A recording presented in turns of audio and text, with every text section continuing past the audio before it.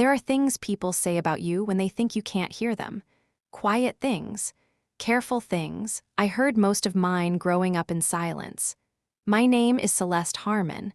I'm 28 years old, and for most of my life, my family had a word for me they never said out loud: disappointment. My sister, Vivienne, was everything the Harmon family admired. Yale Law, brilliant, polished, the perfect daughter. I was the other one. I was diagnosed with dyslexia at 7. Letters blurred and shifted on the page, and while I struggled to keep up, my family slowly decided what I was worth. By 12, I already knew how to disappear inside my own life. When I asked for extra help with reading, my mother smiled sadly and said, "At some point, you have to accept that some children just aren't built for academics." I believed her for 16 years. The only person who never treated me like I was broken was my grandmother, Dorothy Harmon.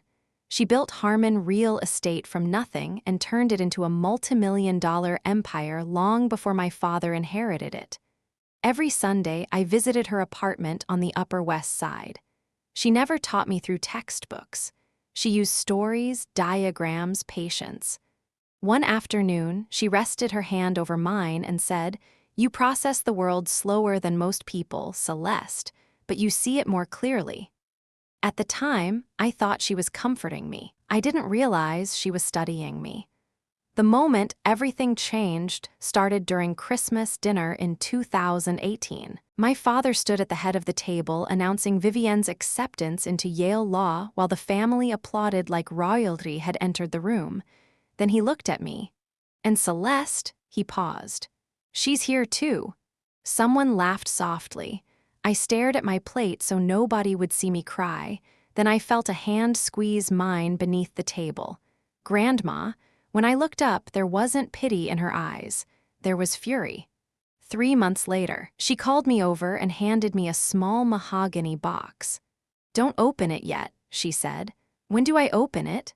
You'll know." That was all she told me. I shoved the box into my closet and forgot about it. At least I tried to.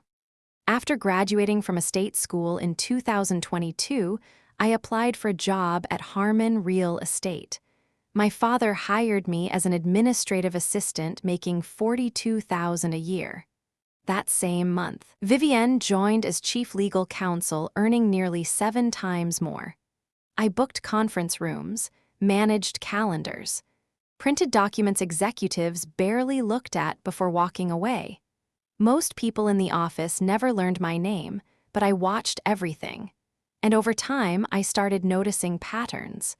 Arguments, weak deals, power shifts. While executives talked, I quietly sketched diagrams in my notebook, mapping connections the way my brain always had. The same thing that made reading difficult somehow made systems easier to understand. Grandma noticed that years before I did. "Your father reads like a prosecutor," she once told me. "You read like an architect. You look for what holds things together." By April 2024, I'd worked there for 2 years when the email arrived. Position restructuring, confidential. My job was being eliminated. That night, I stayed late pretending to organize files when I heard my parents talking through my father's office wall. "We can't have her here once Vivienne takes over," my father said. "It looks bad." My mother answered softly, "Some children just don't have what it takes." Then my father said the sentence that finally broke something inside me. "She can find something more suited to her abilities." I stood there frozen, realizing they had already decided who I would be for the rest of my life. The next evening was Vivienne's celebration dinner. 300 guests, investors, politicians, champagne floating through the ballroom. My mother barely looked at me before saying, "You're seated at table 27. Near the back, table 27 sat half-hidden behind a marble pillar. From there, I watched my family move through the room like royalty. Then I noticed an older man in a gray suit watching me from across the ballroom. Not eating, not talking, just watching. At 8:30, my father took the stage and announced that when he retired, Vivienne would inherit the company.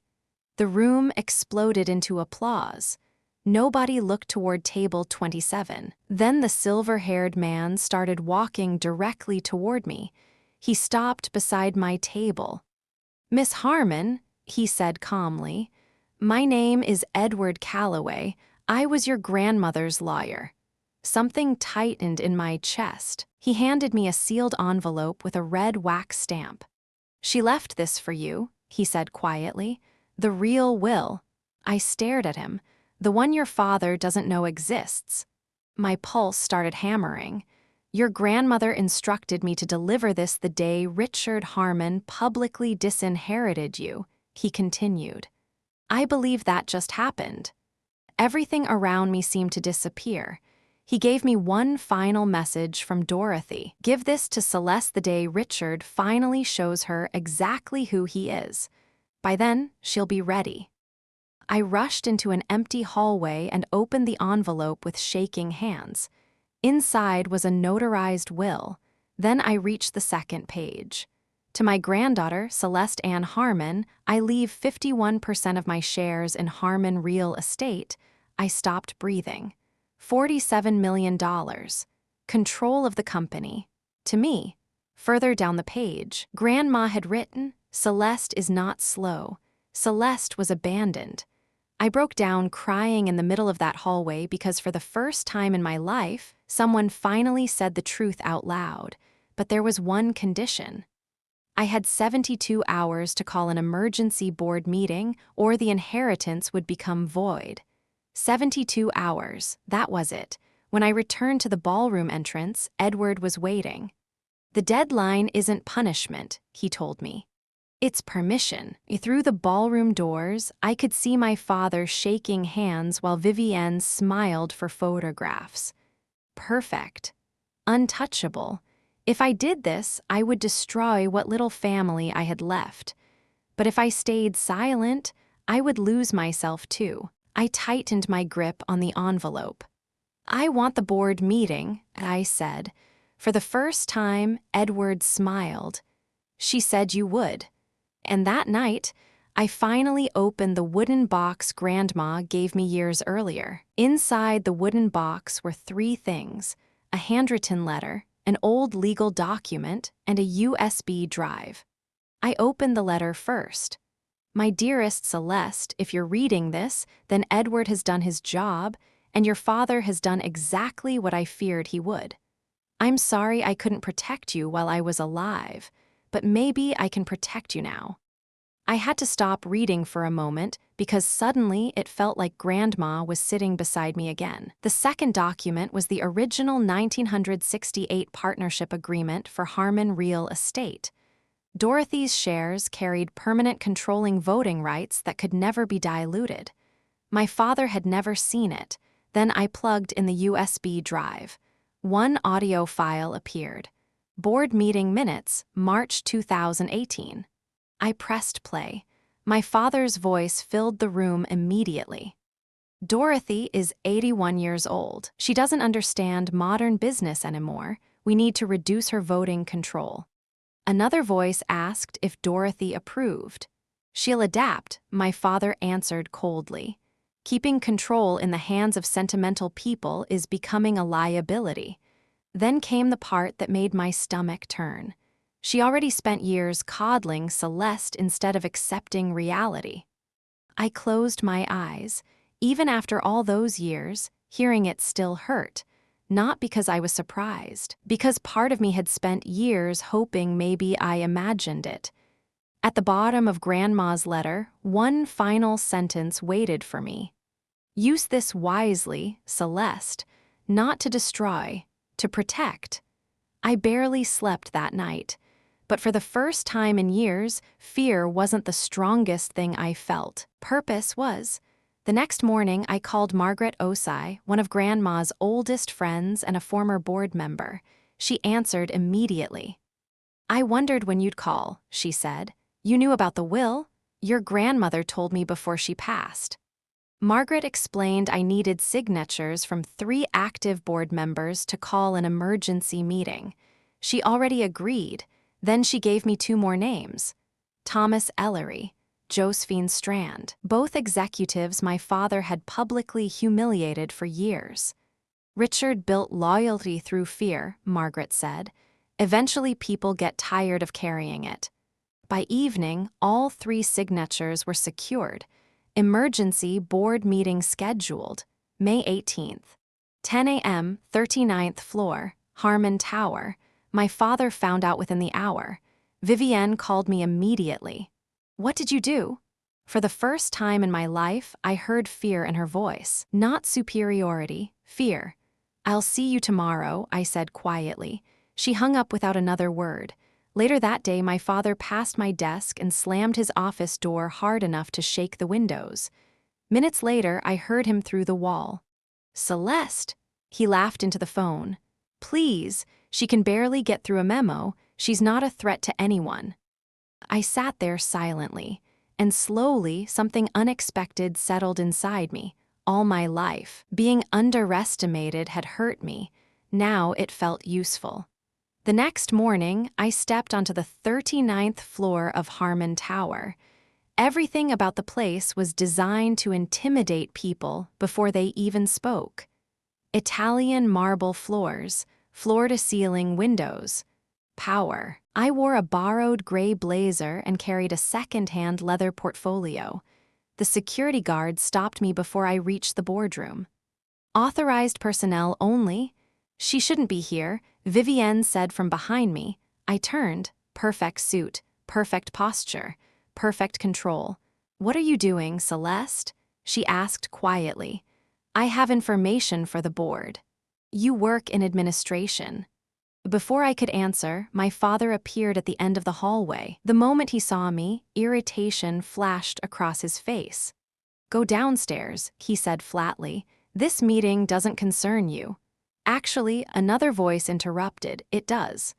Margaret Osai stepped into the hallway, and instantly the atmosphere changed, because unlike me, nobody underestimated Margaret. "I invited her," Margaret said calmly. My father's jaw tightened, but after a long silence, he stepped aside. "Fine," he said coldly. "Let her speak." The boardroom doors opened. 12 seats surrounded a massive walnut table, and hanging near the windows was Dorothy's portrait. The moment I saw it, my fear quieted, not disappeared, just quieted. Arthur Webb, the chairman, called the meeting to order. Then every face turned toward me. Before I could speak, my father interrupted. "Celeste is my daughter," he said smoothly. "I love her dearly, but complex matters can sometimes be difficult for her." Vivienne added softly, "She struggles with dyslexia." The room shifted uncomfortably. "We've always tried to support her," Vivienne continued, "but some limitations can't be overcome through effort alone." For one painful second, the old shame hit me again. Sharp, familiar. Then Arthur Webb looked at them calmly. "Miss Harmon has the floor." Silence returned, and suddenly I understood something clearly. They were never protecting me from failure. They were protecting the story where I could never succeed. I opened my portfolio and slowly pulled out the will. The entire room went still. My father's face lost color instantly. "That's impossible." For the first time in my life, Richard Harmon didn't sound powerful. He sounded afraid. "You have a copy of her old will," I said calmly. "This one was signed 4 years later." I handed the document to Arthur Webb, then looked toward Edward Calloway seated quietly near the back of the room. "Can you confirm its authenticity?" Edward stood smoothly. "I personally supervised the execution of this will in 2019, he said. "It is legally valid and supersedes all prior documents." Arthur adjusted his glasses and read silently. Then he looked up slowly. "This grants 51% controlling ownership of Harmon Real Estate," he paused, "to Celeste Harmon." The room erupted into stunned whispers. "It's fraudulent," Vivienne snapped immediately, though her voice was already cracking. Edward didn't even look at her. I'd advise caution before accusing my firm of fraud, Miss Harmon. My father slammed his hand onto the table. My mother was manipulated. I reached for my phone. Then maybe this will help clarify her state of mind. I pressed play. His voice filled the boardroom. Dorothy is 81 years old. She doesn't understand modern business anymore. The room went completely silent. She already spent years coddling Celeste instead of accepting reality. The recording ended. Heavy silence followed. My father looked furious now, but underneath the anger was something far worse. Exposure. That was a private meeting, he said through clenched teeth. One Dorothy attended, I answered calmly, as a shareholder. Arthur rubbed the bridge of his nose before looking back at me. Miss Harmon, please read the relevant section aloud for the record. I nodded and steadied my hands.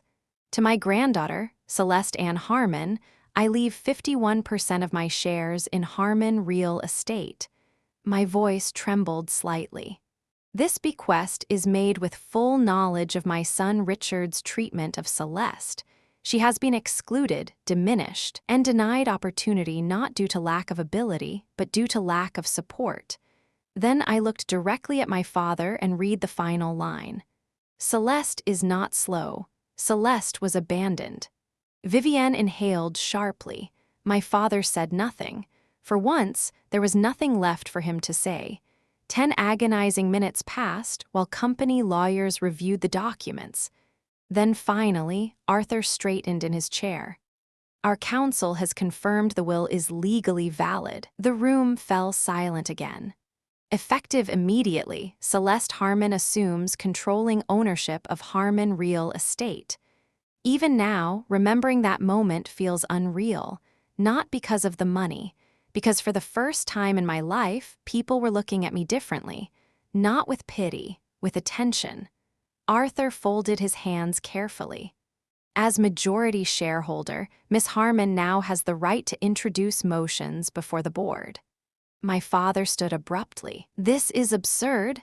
Sit down, Richard, Arthur said quietly, and somehow that quiet voice carried more power than shouting ever could. My father sat. Every eye in the room shifted back toward me. I could remove him immediately, destroy him publicly. Part of me wanted to, but then I remembered Grandma's letter. Not for revenge, for justice. I'm not proposing immediate removal, I said. The room shifted in surprise. What I am proposing is a formal vote of confidence. Vivienne stared at me. That's unnecessary. No, I answered softly. It's accountability. Arthur looked around the table. All those in favor of retaining Richard Harmon as CEO? 4 hands rose, only 4. Then came the second vote. All those expressing no confidence? 7 hands slowly lifted into the air. Arthur lowered his pen. The motion carries, 7-4. My father stared at the table in silence. Per company bylaws, Arthur continued, Richard Harmon will tender his resignation within 30 days. Nobody moved. Nobody spoke. Then finally, my father stood and looked at me, really looked at me, not as the disappointing daughter, not as the forgotten sister, but as someone he had completely underestimated. And somehow, that hurt more than the cruelty ever had, because buried underneath that look was realization. He understood now. Too late. Without another word, he walked out of the boardroom. The weeks afterward were quieter than I expected. My father resigned exactly 30 days later.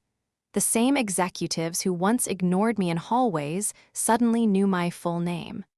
One message stayed with me more than the others. It came from Patricia, Grandma's former assistant.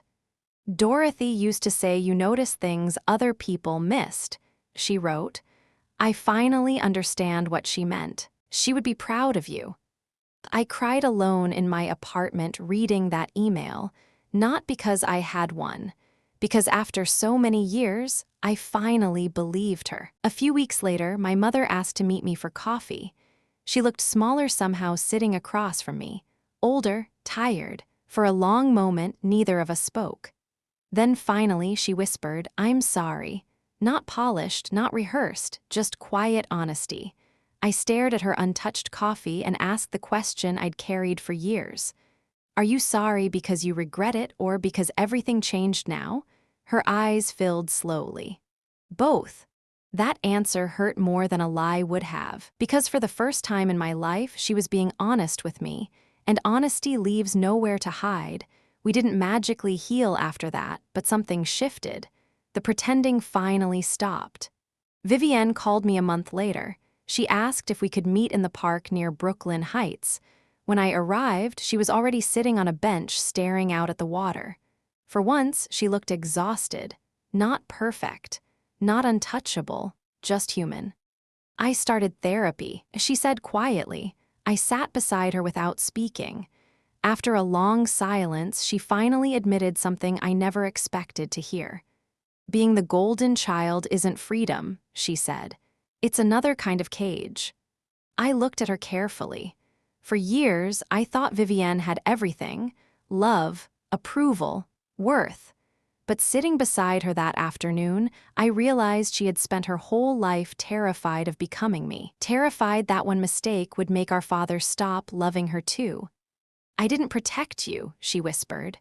"No," I answered honestly. "You didn't." She nodded slowly like she already knew.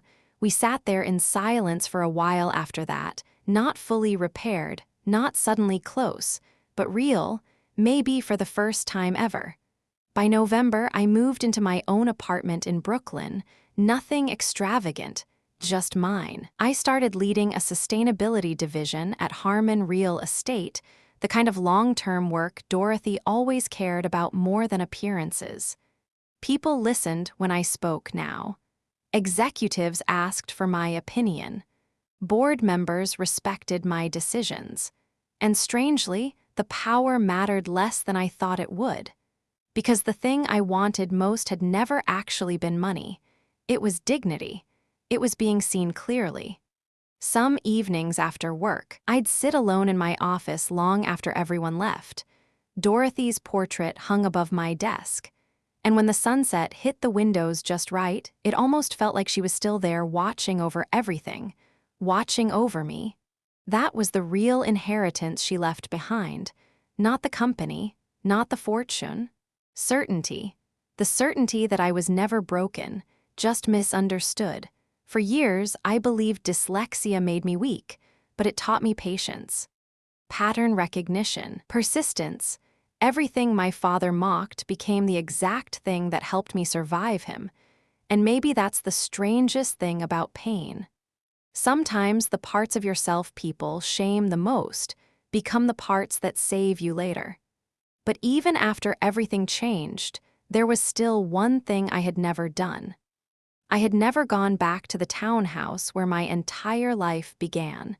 And one snowy evening in December, I finally did. The townhouse looked exactly the same. Same iron gates, same glowing windows, same polished perfection. But for the first time in my life, it didn't intimidate me. I stood outside for a long moment before ringing the bell. My father opened the door himself. And suddenly, the man who once controlled every room he entered looked older, smaller somehow. Neither of us spoke at first.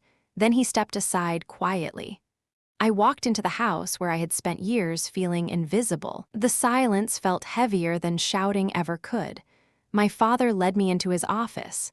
The same office where I once overheard him deciding my future like it was already settled. For several seconds, he just stared at the bookshelf behind his desk before finally speaking. "I underestimated you." Simple words, but coming from him, they sounded almost painful. I looked at him carefully. "You didn't underestimate me," I said quietly. "You decided who I was before I ever had the chance to become anyone else." His jaw tightened slightly because he knew it was true. "I thought I was preparing you for reality," he admitted. "No," I answered. "You were protecting your version of reality." Silence filled the room again. Then, for the first time in my entire life, my father looked uncertain. Not angry, not powerful, just uncertain. "I don't know how to fix this," he said softly. And somehow that hurt more than all the cruelty before it, because I realized something in that moment. Some parents break their children loudly. Others do it quietly, with lowered expectations, with comparisons, with years of making one child feel easier to love than the other, and the damage lasts just as long. "You may never fix it," I said honestly. He looked down at his desk. "But that doesn't mean we have to keep pretending it never happened." For a long time, neither of us moved. Then finally, he nodded once. Small, defeated, human. When I left the townhouse that night, snow had started falling across Manhattan. I stood on the sidewalk staring up at the windows one last time, and I realized something strange. I wasn't angry anymore, not because they deserved forgiveness, but because I was finally free of needing their permission to matter. That was the thing Grandma understood before anyone else did. People will try to hand you an identity your entire life. Too slow, too emotional, too weak, too different. And if you hear it long enough, eventually you start repeating it to yourself.